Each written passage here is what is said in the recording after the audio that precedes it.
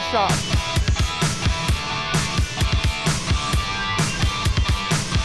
Hey all, thank you for joining us. I'm here at the shop this evening. I've got a few things I need to chat with you about. Some of them is really cool news and fun news about what we're going to be doing next year, driving and schedule and some of the cool stuff. And some of the news I have is just horribly sad. But that's the way life is, the good and the bad, and I need to cover both for you. To start, though, I need to apologize for my absence here for a little while. Went to PRI, had a great time, but holy smokes, Batman, I came home sicker than two hound dogs, and I've been flat on my backside at home for darn near 2 weeks, and it just kicked the fire right out of me. Ended up with my second bout of the dang COVID, and with pneumonia, too, because just having COVID enough by itself wasn't good enough. So it pulled the steam right out of me. I'm back to work now. That's the good news. The bad news is just not a lot of steam in the tank, so it just takes a while to get one's energy back. But I'm back and I'm doing fine. But that didn't speed up any of our process around here, whether it's copier-wise or race car-wise, so everything kind of came to a halt, and I apologize. I did record a pretty bitchin' video at PRI that I had planned on posting until the wheels fell off and I got sick. But I wanted to do a live deal there, which I got to do with Daryl Reed. He is the owner and King Chief of Reed Rocker Arms. And a year ago, if you follow us closely, you may remember that we upgraded to their rocker gear, and I've been ecstatic with it since. But I got to do a deal with him where he explained some of the technical stuff, and it's pretty cool. So I've got that ready. We'll be posting that here in the next day or two, I trust. But it's about ready to go up. It should have been up a while ago until I got sick. So that will be going up. So back now to topic of tonight's video. We've got some really good news, which we'll get to in a few minutes. But I need to start out with some horrifically sad news. Oh, God, there's just no easy way for this, but here we go. Profoundly sad. I had heard this news, ironically, over the weekend, just purely serendipitously, that somebody ran into crew guy Keith up in Portland at a barn, and they happened to find out. But the official announcement came in my email on Tuesday, December 5th, I got an email from a dear friend and wonderful sponsor from Eugene William Construction, Martin. He's been my main contact, and just, you know, there's people in life that you meet where you go, if you don't get along with them, it's you, not them, because they're just that kind of nice person. And that's what Martin is. He's one of the most genuinely good people I've ever met in my life.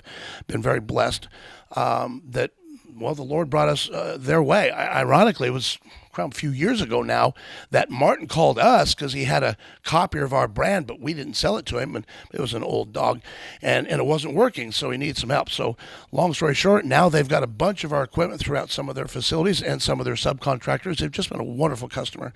So we got them going on the copier stuff, and once they saw that, and of course the race car is not hard to find. If you talk to me about copier stuff, it's not far behind, and they were very interested in that, and they've become a partner on the racing program and been absolutely invaluable. Their help has been irreplaceable. If we hadn't had their help in the last few years, we would not have had the schedule we did by a long shot. They've been enormously helpful and generous to a fault. So we're absolutely in love with these guys. They've just been so gracious and kind. So the construction company of Eugene William is, their names are the middle name from each of the two partners. Martin, my guy, Martin Wedeking, and then his partner is Kelly Ababo. And Kelly is of the Indian persuasion, and that allowed him to get into some government contracts that are pretty cool, and they've done extraordinarily well with. So Kelly had come to the races this last couple of years. As we'd invite their company out and had a really good time. Anyway, but I got this email from Martin, dated Tuesday, December 5th. And I'm just going to read it to you here. Sorry for looking away, but hi, Greg. No easy way to say this, but my best friend and partner Kelly had a massive heart attack and passed away last Thursday night. Oh God! So we lost Kelly. Kelly was a really good man. I did not know him as well as I know Martin, just because I spent more time with Martin. But I've relayed this story to Martin. In fact, I put an email back to him as I was commiserating the loss. But I'll tell you the story. And essentially it was that Kelly was an extremely good man, not only because of his generosity with us, which was extraordinary, but beyond that. And here's where I knew that. The first year that he came to the track, which was a couple years ago now, we had a big to do for their employees and family as well. And so I kept inviting them, him and Kelly, to be up at the starting line, and we got them up there. But there was one particular run we made where I looked around, I couldn't find Kelly. Where is he? Well, turns out he was in the grandstand. So after the run, I'm back in the trailer and I'm downloading the data. And Kelly come in the trailer, and he sat next to me and was looking at the data on the run and stuff. We're chit-chatting. And I go, I was trying to get up the starting line. He goes, I was in the grandstands with my kids. And he says, my kids, I asked him how they liked it. And he says, my kids turned to me and said, Dad, and this isn't a quote, paraphrasing, but Dad, this is so cool that we get to be involved with an A fuel car, with a car at this level. This is really cool. Now, the part of that matters is that as Kelly was telling me that story, he started tearing up. And it wasn't because of the race car, it was because of his kids. And I knew then, this is a good guy. This is a really good man, because his family really matters to him. And I just had oodles of respect for Kelly from that point on, as if I didn't before, but it just went skyward after that when you see what his family meant to him.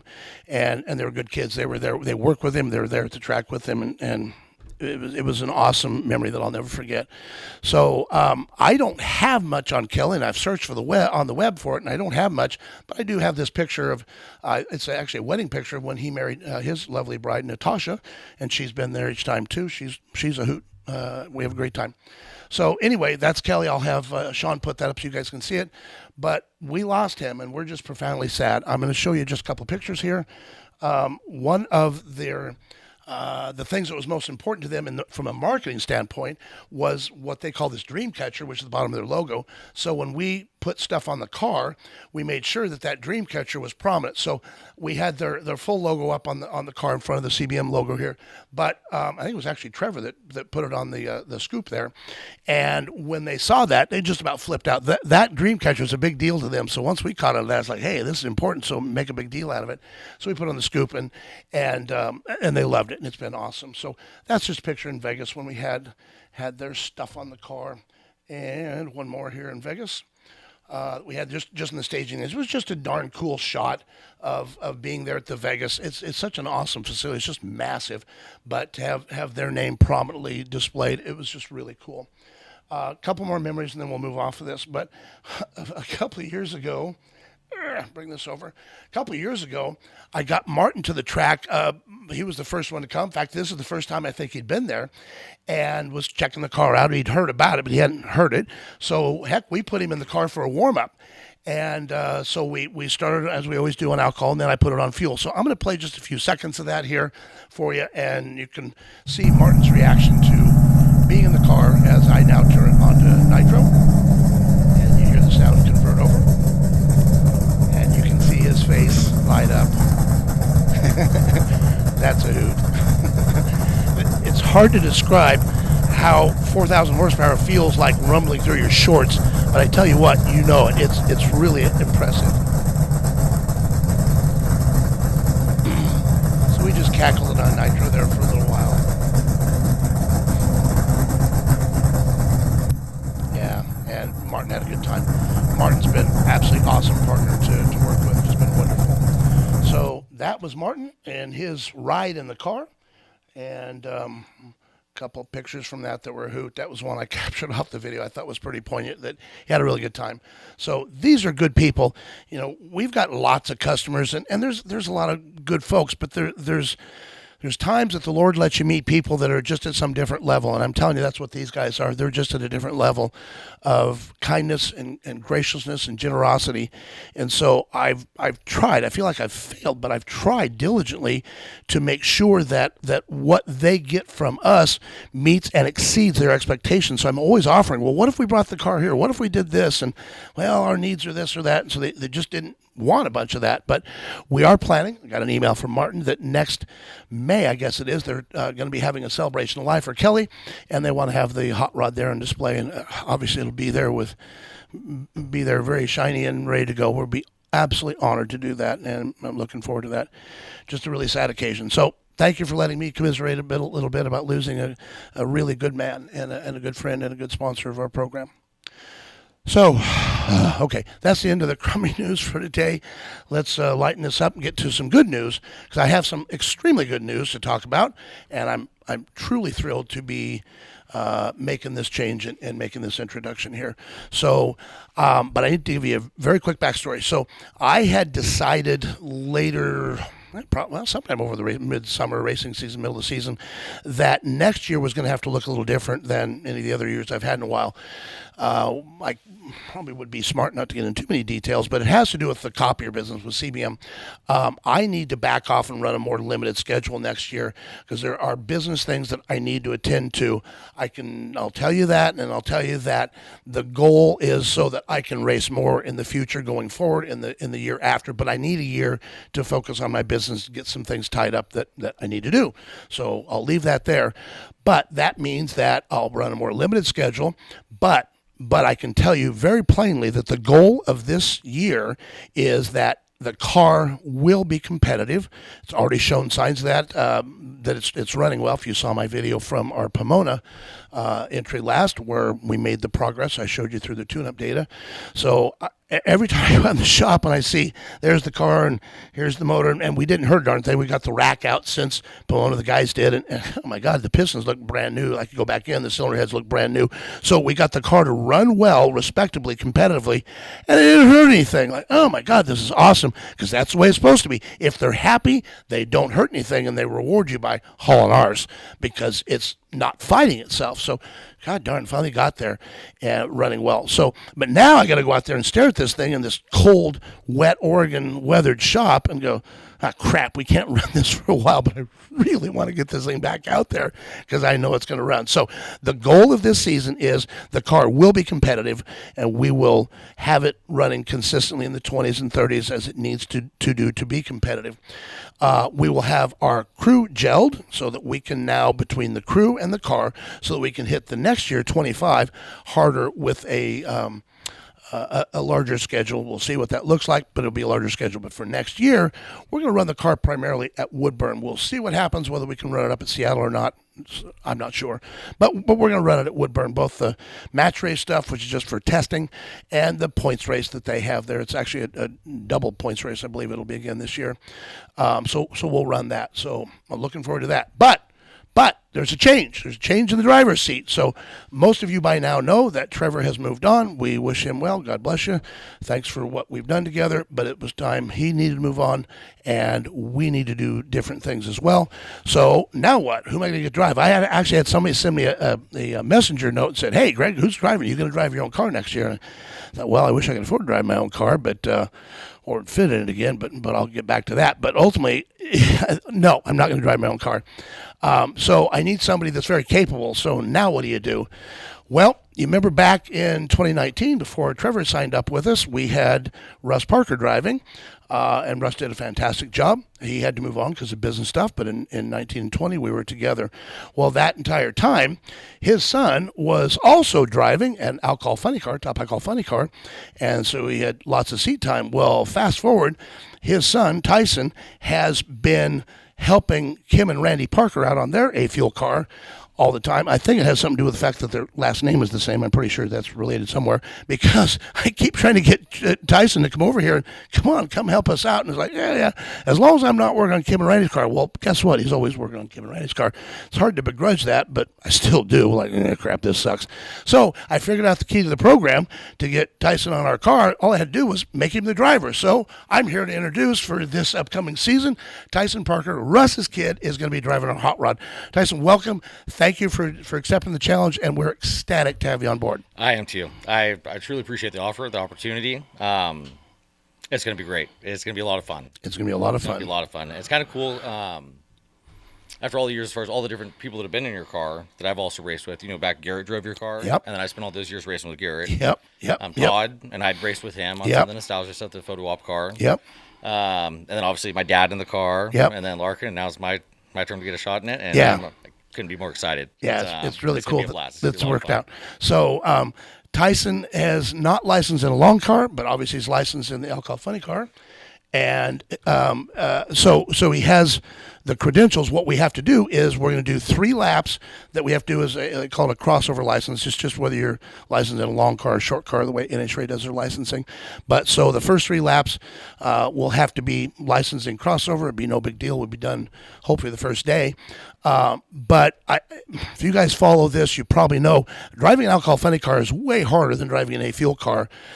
Because you're busier, you've got to leave at exactly the right RPM, and I'm telling you, 100 RPM one way or the other, and you're going to get your arse chewed if you're off because it matters. You've got to shift at the right RPM. Same deal if you're off one way or the other. The car's not going to work. If you short shift it, it won't run at all. It just kicks them in the soft parts, and the ET just goes crap. So you can't short shift them. If you over rev them, then you can, depending on what gear you're in, you can have it go into tire shake. And they're also running the damn thing at the edge of physics and limits. I was always told that like 10.5 was kind of the number. I heard at PRI, there's cars that are over 11,000 RPM. I'm not surprised. We never pushed it nuts. that hard, but yeah, 10.3, 10.5 just.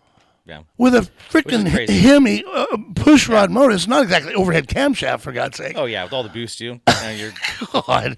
520 cubic inches and it's just nuts. Approaching 50 pounds of boost and shifting to over 10. Yeah. Yeah, it's pretty crazy. Oh, my God. But if you hit it just right, man, they'll pay you big dividends. And so there are drivers that can do that, but it's really important. So that's driving an alcohol car. An A-fuel car the perception is it's really easy to drive. And by comparison, arguably it is. I've talked with Garrett about this at some length, though, where I won't name names, but we do when we're together. But there's drivers that there's always this rivalry between A-fuel and the blown alcohol guys, and some don't like each other. I don't really care, but there is that animosity out there. So there's some of these alcohol guys that think you're just, frankly, a complete pussy if you're driving an A-fuel car, but they've never driven one. And my point is, it ain't as easy as it looks. Yeah, you mash the throttle and hang on. Well, yeah, that's true. But there are a bunch of things that you have to do exactly correctly, just like in the top alcohol car. The A-fuel car has its own idiosyncrasies. They're completely different. But what it has are not suggestions. If you don't do it that way, it will not run. And that has to do with how you do the burnout, how long it is, what the fuel pressure is, what you trim it to at the end, or if you don't trim it at all, bad things happen. When you back up, how long the clutch is out. There's all these things that when you're watching the darn thing, if you don't know what you're looking for, you wouldn't know that there's a dang thing going on. But I'm telling you, it's a big deal. In fact, I know for a fact, 'cause I know these guys, there are some of the bigger teams that rent their seat out consistently where they don't even let the driver trim the fuel either direction. Now, doesn't matter what I think about them and their program. They're doing way better than I am, and they don't need my help. But the point is, I've always felt like, well, crap, if you're training a driver, you need to train the driver to do the job. But they've got their program that works great for them, so God bless them.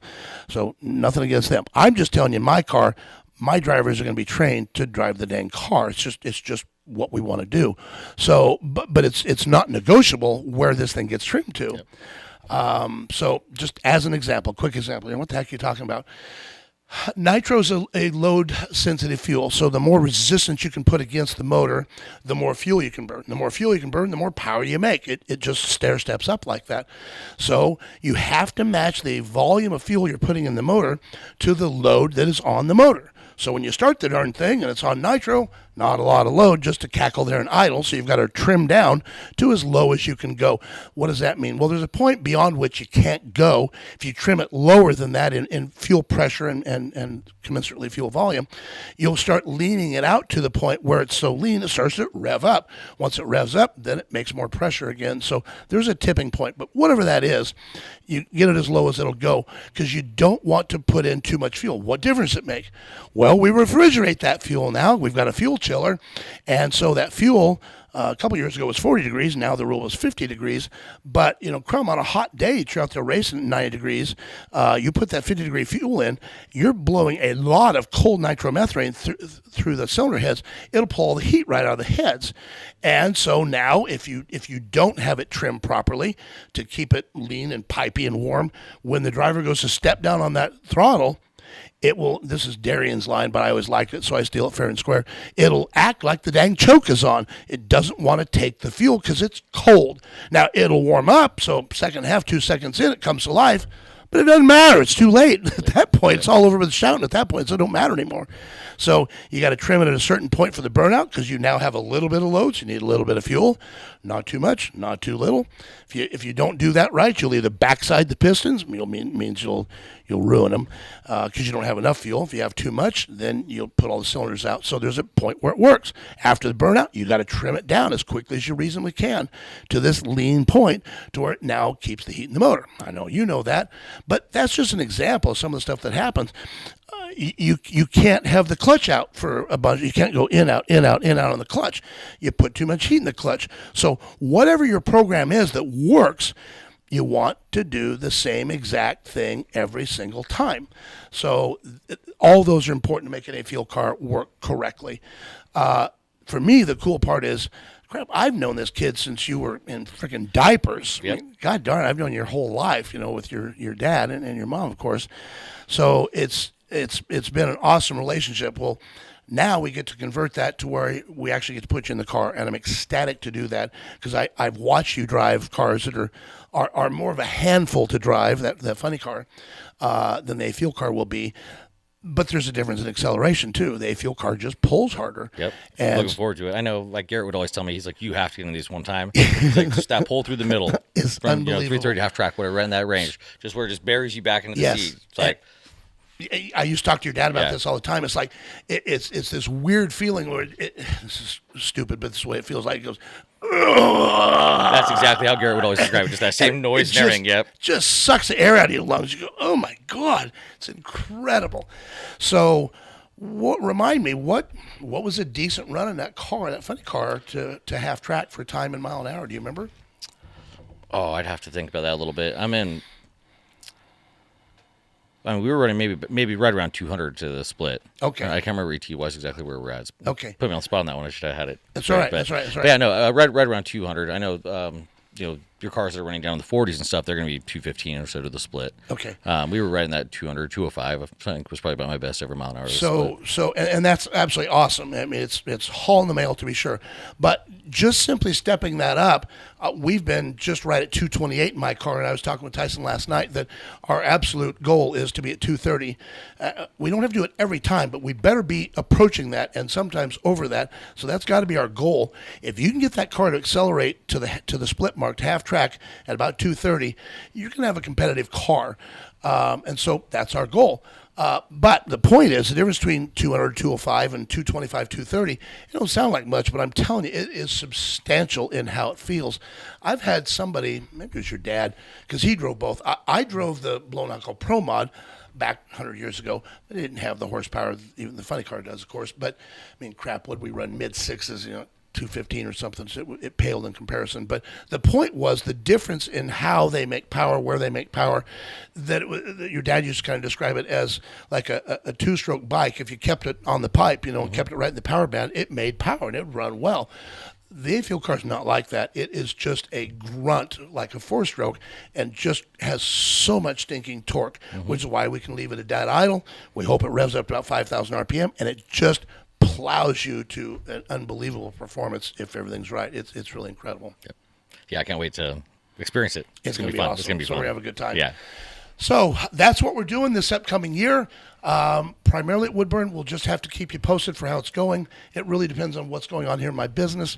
I just have some things I've got to get done here. But I can tell you the goal is not to race less going forward. The goal is to have the competitive car with a crew that's gelled and working well together. Dear God, how important is that? Oh my gosh. And that therefore we can look to 25 and beyond to do more racing than I was doing in the past, not less. So transitionary year, that's the goal. That's what we hope to do. So that's kind of our announcements. I'm going to end, I think, with a salute to dear Kelly, our lost friend now. But yes. So didn't I don't know if you have the footage of it, but when we did the throttle wax for Kelly. Because when we found that out, so I came in here. We started here in the shop. It was supposed to be one of my first shop days, and originally the plan was just going to be, I think, come pull the clutch and pull stuff out, get stuff ready for a cert. And me and Derby were in here working, and you showed up. We're like, change of plans. We're firing this thing, and we're going on fuel. Yep. So, all right. And like I was kind of in a hurry. I had stuff I had to go do, and whatever. It's like whatever, we'll make this happen. Had to pull the rig out, get the car all out, get it all up in stands, get it out where we could, and not fume ourselves out. And that's my first time sitting in a car, in a fuel car, firing it and actually putting it fuel and trimming it and running through that whole process. That's cool. And that was super cool. And then actually doing some throttle wax for Kelly. That was pretty cool. That was cool. I'd forgotten about that. And yes, we will put that up.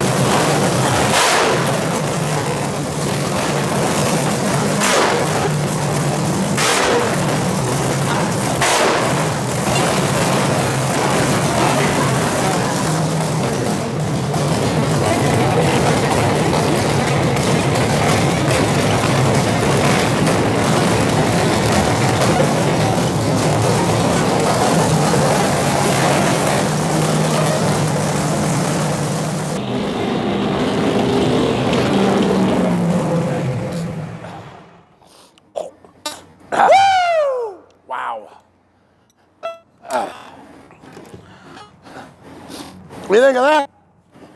Hey, my nose is running. So that was kind of a spontaneous thing. I did want to start the car, and I can't tell you everything, but I can tell you this much, that my reasoning was I wanted to start the car exactly as it had come off of the racing track at Pomona.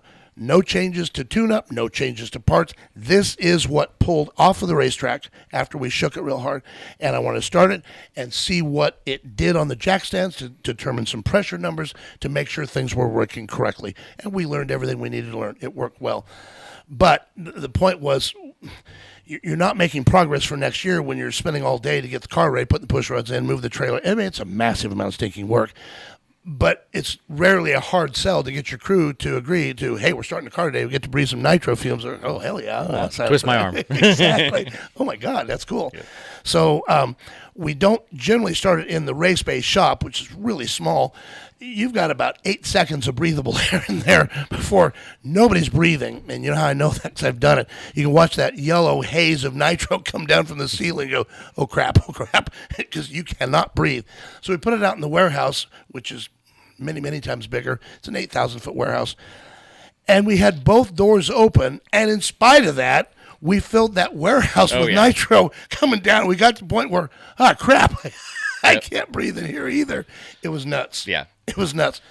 So, all that to say, I don't do these throttle wax. I've never seen another A-Fuel car do it. And frankly, I've always been told you can't, you shouldn't, it's wrong, you'll tear your car up.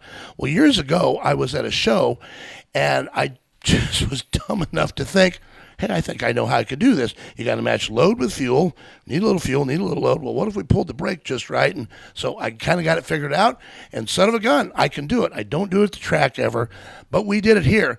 And oh my God, if you've watched videos or have been to a national event, seen when the Top Fuel cars used to do the throttle wax, it's a lot like that. It's not identical, but it's dang close. I've got a 2010 SRT 8 Challenger. It's a fine car, barely makes 500 horsepower, but it's a nice car. But the point is, when you get in and you hit the throttle, it goes, whoa, like that. That is not what the A-Fuel A little different throttle response. Oh my! A little different. The response is just nuts. It's just bop, bop, and it's instant RPM. It's just unreal. And the thing jumps off the damn jack stands, which is why you learn why they have the rule, why they got to be pinned to the jack stands. If you don't, they're coming off. It's nuts. So that power is so unreal, and if you don't respect it, it will teach you respect real quickly. So that was a fun way to get my first fire up in fuel cars, get an A-Fuel car. It was awesome. First one, and get the throttle wax in and have the thing jumping in, popping. I was thrilled to do it. That was really cool. That was really cool. So we did that, and we did that day. It was actually Derb's idea, as I recall, to do that in honor of Kelly, and we did that. So I don't know where he's at tonight, but he should be here, but that's all right. So then, just going to screw. Oh, okay. Show you my ignorance. So had a crew gal, Chloe, that bought this for us a while back, and so we decided to christen it tonight in honor of our dear brother Kelly. And oh boy, will he be missed. Man, you just can't replace some people like that. And it's profoundly sad. Let me hook you up here, sir. So I've never had this Maker's Mark before, but heck, we'll try anything once. Yep. So thank you, Chloe. Thank you, dear. Yep. Thank you. And so God bless us, and God bless Kelly Ababo. And to him and his family. Indeed, indeed.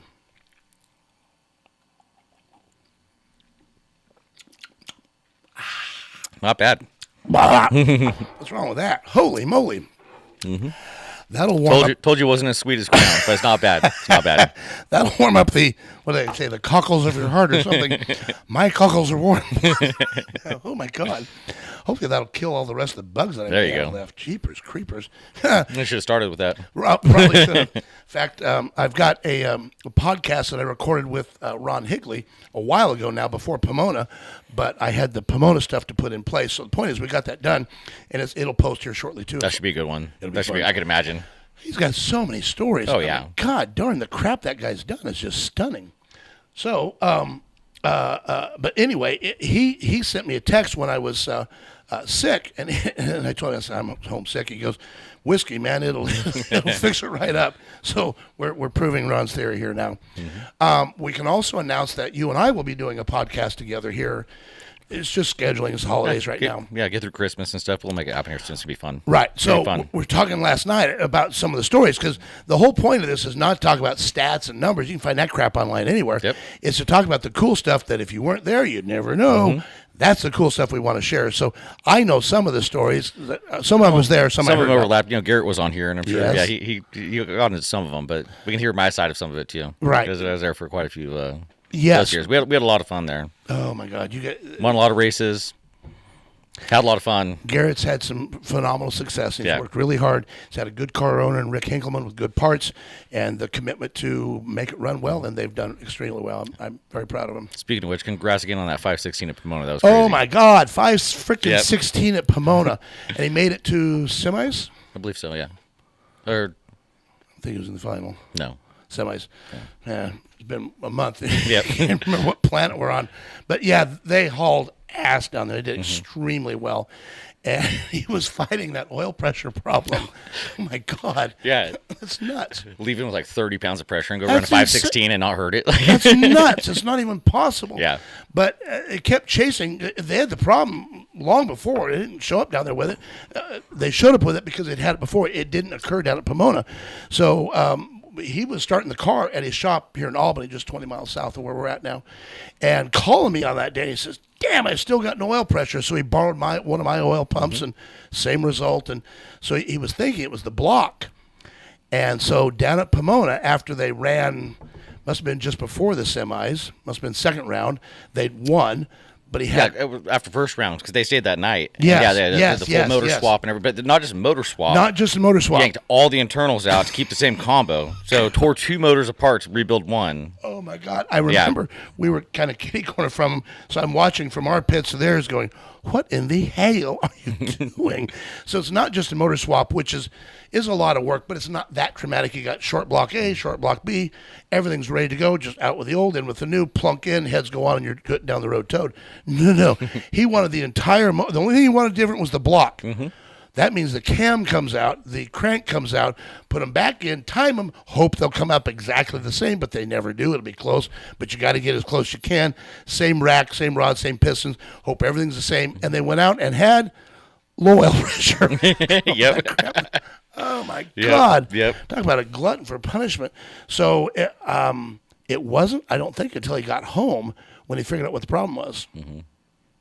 And ironically, it was, drum roll, it was a rocker stand that was cracked. Mm-hmm. So in the way these things oil from the bottom of the motor up through the heads in the rocker assembly that he uses, stuff I used to use, but it will oil from the head up through the rocker stand into the shafts, and if you've got the right stuff, it'll go out to the rockers and out to the actual adjusters, which mine does.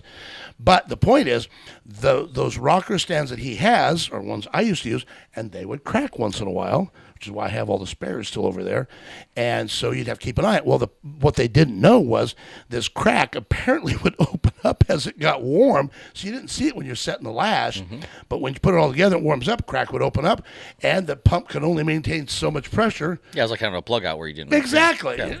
Got a big hole in the boats. What do you think's going to happen? So anyway, bless him. He finally found it, and we were all pulling our hair out, trying to be helpful, but God darn, what else is it? I mean, you're down to cam bearings, and you're down to which arm you torque the cylinder head with, and you're just these bizarre things that can't be relevant, but you just don't know what you don't know.